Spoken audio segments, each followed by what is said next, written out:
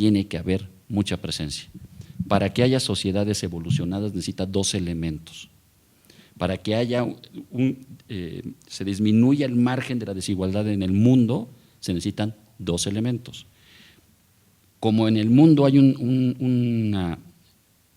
ha disminuido en 10% el PIB mundial, más o menos. Se ha aumentado en 10% la desigualdad en el mundo. Y entonces, ahí no estamos hablando más de género, esos dos elementos. Ya hay una distribución inequitativa entre las grandes economías y las pequeñas economías. Y hay inequidad entre la distribución entre los países ricos de gran economía que también tienen desigualdad. La primera economía del mundo, antes de la aplicación del presupuesto, anda muy parecido al tema de desigualdad mexicano. Se modifica sustancialmente cuando se aplica el presupuesto. O sea, ahí es en donde hay una diferencia con nosotros. Todo es un tema de esfuerzo de desigualdad. El ser humano, si me permiten esta reflexión, no ha podido en dos temas ponerse de acuerdo y por lo tanto no nació del derecho doméstico, sino tuvo la necesidad de nacer en el derecho internacional, el medio ambiente y los derechos humanos. Hoy sigue la discusión de cómo tenemos que proteger nuestro planeta y con qué marco jurídico de tratado de derecho internacional, convencional y por zonas. Y hay países de economías emergentes que dicen, pues si los países de primer mundo o las economías más desarrolladas contaminaron al país, pues yo tengo derecho en lo que me emparejo, perdón que lo diga así, pero ese es el tema que subyace. Y por lo tanto no nos hemos podido de acuerdo en cómo está el tema del medio ambiente. Y en los derechos humanos, un poco lo que les platicaba fue internacional. Cuando se hace la Comisión Especial de Derechos Humanos, cuando se crea la ONU, en esta comisión específica, los tres ganadores del eje, Rusia no quería, Inglaterra, señores, no quería, Estados Unidos sí. A veces le cargamos mucho la mano. Tenemos un sistema en la ONU impulsado por el presidente de los Estados Unidos y que encabezó la comisión, la viuda de Roosevelt.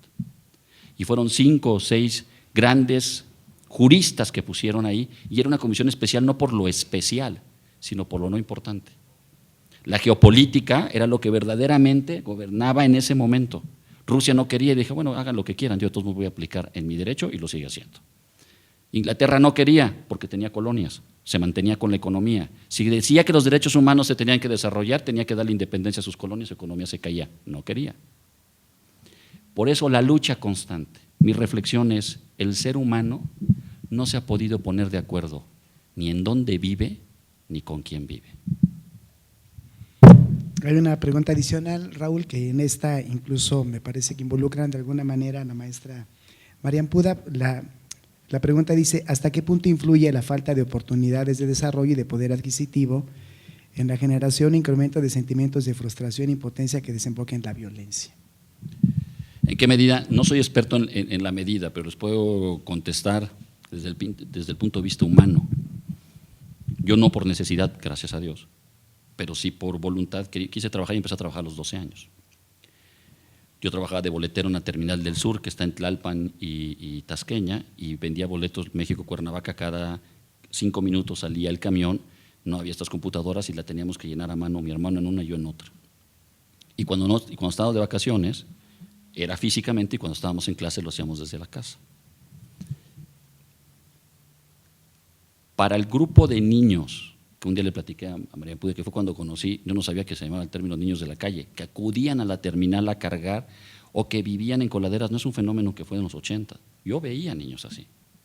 Para ellos había una enorme frustración no ser la oportunidad que yo tenía por tener un trabajo y llegar en el metro. Y para mí quería un trabajo para hacer más. Si la posibilidad de desarrollar tus sueños, ejercer tus libertades y lograrlos son permisibles, si la sociedad en su conjunto te lo permite y lo que se fortalece es el esfuerzo, no te puede generar frustración. Pero si nada te ayuda, absolutamente nada te ayuda, aunque tú generes el esfuerzo, va a generar frustración, y la frustración siempre genera baja autoestima, violencia, incomprensión, falta de amor. Sí creo, ¿en qué grado? El grado tiene que ser que todos los que soñemos lo podamos lograr y que todos nos ayudemos con todos. Y hay una pregunta, Raúl, si me permites formulársela a María Ampudia, además de que le van a preguntar, pregunta Adriana Roa, cómo pueden contactarla para ser activista. Digo, seguramente terminando igual le puedes regalar un minuto. Y la pregunta es, ¿qué podemos hacer para mejorar la vida de los niños que están con sus madres pidiendo dinero en las calles? Es muy importante tener en cuenta que para mí, en lo personal, la pobreza no es un pecado. La pobreza pues es nacer en alguna situación y adversa, lo vemos los que no estamos viviendo en esta situación. Sándor Márai, un gran escritor de los que más admiro, dijo en uno de sus escritos: el problema de la pobreza es cuando la riqueza se le pone de frente. Ahí es cuando se crea la enorme diferencia, que es mucho lo que estamos viviendo en México. Hay muchos niños que son secuestrados por mafias y los ponen, evidentemente, ustedes se los encuentran en el Estado de México, hay mucho de ello, a pedir limosna. Pero es muy fácil ver la diferencia, porque por lo general un niño que está ayudando a sus padres en la economía, lo ves con ellos y lo ves sano, corriendo, jugando, a lo mejor sin zapatitos, pero lo ves sano. Cuando un niño está siendo sometido, cuando un niño está siendo tratado o explotado, por lo general los vemos dormidos. Son niños que están siendo alcoholizados o están siendo drogados. Muchas veces los rentan de esta manera para que no molesten, para que no se muevan. En alguna ocasión, alumnos de la UNAM que están cerca de nosotros en una organización también que se llama Juventud por Infancia, tuvieron a bien seguir a estas mujeres que tenían a los niños dormidos y nos dimos cuenta que más o menos cambiaban diariamente en los mercados entre 1,200 y 1,300 pesos en morralla. Y nos dimos a la tarea, pues un poco antes de ella, de entender que estábamos tratando de abatir todo un negocio, porque si estas mujeres reciben esta cantidad de dinero diariamente, pues evidentemente los niños de esa edad son un negocio. De ahí, bueno, hemos descubierto muchas más situaciones penosas, adversas con lo que se está usando a los niños, pero un poco entrando al tema de hace un momento, lo que sucede con los jóvenes, por ejemplo, que vienen de esas familias o que vienen de esas situaciones y que hoy vemos en la calle total y completamente deprimidos. Es muy importante hacer hincapié que este tema no se ha tratado, estamos tratando de hacerlo ahora mucho con el doctor Juan Ramón de la Fuente, que es psiquiatra, y yo le decía a él que tenemos una juventud que hoy está latente en depresión. El círculo vicioso del maltrato en el hogar, va de la mano con el círculo vicioso de una sociedad que es agresiva. Es decir, el mundo es agresivo, pero si a eso le sumamos la posibilidad de vivir en un ambiente familiar agresivo, pues crea una bomba de tiempo que hoy está en nuestras calles. Estamos tratando de crear con Juan Ramón de la Fuente, de la UNAM, fue rector de la universidad y tiene gran conocimiento acerca de las necesidades de los jóvenes, políticas públicas para poder ayudar a estos jóvenes a acceder a algún tipo de ayuda, ya no sea medicamentos, sino psicológica. Hace poco vimos en redes una pequeñita que se suicidó, se aventó de una iglesia enfrente de la gente, no le importó. Casi siempre sabemos los que estamos en contacto con la tanatología, que los que se suicidan, los que acceden al suicidio, pues por lo general siempre están tratando de decirle algo a la sociedad, hablando de abandono. Esto es muy delicado porque hoy por hoy de 10 jóvenes que intentan suicidarse, 3 lo consiguen, pero los otros quedan latentes a tratar de conseguirlo. Ese es otro tema que hay que voltear a ver. Para mí es muchísimo el trabajo, les digo, no es presunción, mi trabajo no es bonito, no es agradable, no lo presumo. Si una sociedad fuera sana, no tendríamos estos problemas y no estaría yo aquí.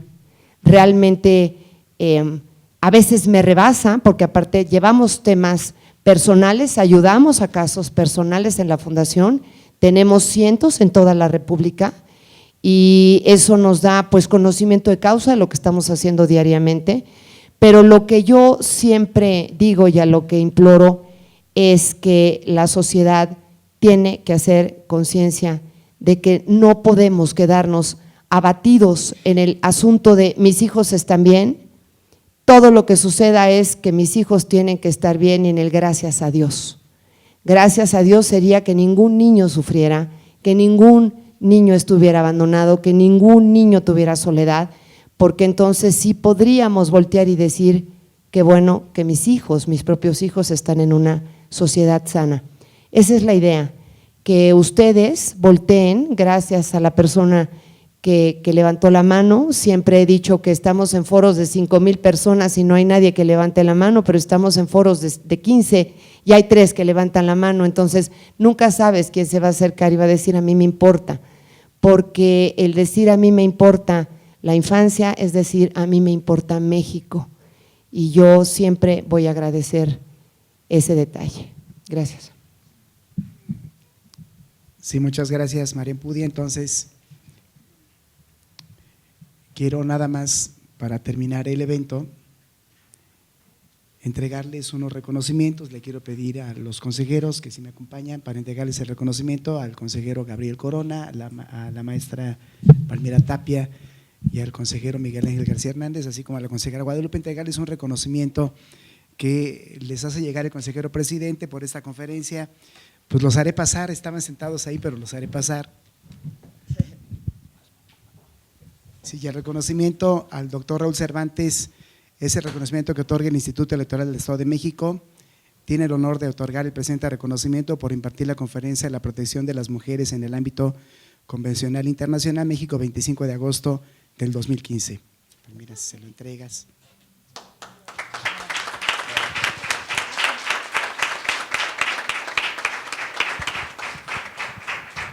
Y un reconocimiento similar que otorga la doctora Guadalupe González Jordán a la maestra María Ampudia González. Y muchas gracias por su asistencia. Raúl, gracias por tu conferencia.